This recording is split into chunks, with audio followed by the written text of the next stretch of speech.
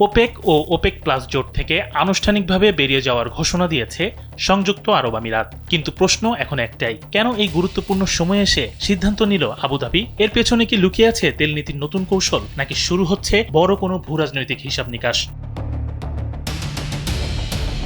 Opaque হল 1960 সালে প্রতিষ্ঠিত 13টি প্রধান তেল উৎপাদনকারী দেশের একটি জোট, যার মধ্যে সৌদি আরব, ইরান ও ইরাক সহ বিভিন্ন দেশ রয়েছে। এর মূল লক্ষ্য বিশ্ববাজারে তেলের দাম ও সরবরাহ নিয়ন্ত্রণ করা। এর সদর দপ্তর অস্ট্রিয়ার ভিয়েনায় অবস্থিত। অন্যদিকে ওপেক প্লাস গঠিত হয় 2016 সালে, যেখানে মূল ওপেক সদস্যদের সাথে রাশিয়া ও আরো 10টি তেল উৎপাদনকারী দেশ যুক্ত হয়ে বৈশ্বিক তেল বাজারে প্রভাব আরো শক্তিশালী করার জন্য একসাথে সিদ্ধান্ত নেয়।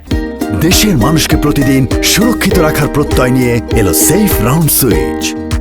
মঙ্গলবার 28 এপ্রিল আবুধাবি থেকে নেওয়া এই আকস্মিক সিদ্ধান্ত বিশ্ব তেল বাজারে নতুন আলোচনার জন্ম দিয়েছে। আল জাজিরার প্রতিবেদনে বলা হয়েছে, ইরান যুদ্ধের কারণে মধ্যপ্রাচ্যে তৈরি হওয়া অস্থিরতা, তেলের উৎপাদন কোটা নিয়ে মতবিরোধ এবং রাজনৈতিক টানাপোড়েন এই সিদ্ধান্তের পেছনে বড় ভূমিকা রেখেছে। এই পদক্ষেপ সৌদি আরব নেতৃত্বাধীন ওপেক জোটের জন্য বড় ধাক্কা এবং দীর্ঘদিনের ঐক্যে ফাটল ধরাতে পারে। একই সঙ্গে আমিরাত এখন স্বাধীনভাবে তেল উৎপাদন ও মূল্য নির্ধারণে আরো সক্রিয় ভূমিকা নিতে পারবে বলে ধারণা করা হচ্ছে। এতে বিশ্ববাজারে তেলের দাম ও সরবরাহ ব্যবস্থায় নতুন অনিশ্চয়তা তৈরি হতে পারে।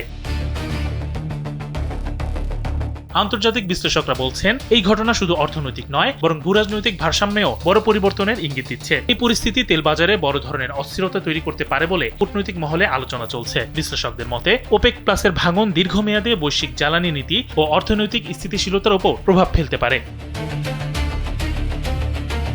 ইমাম শরীফ, কালবেলা।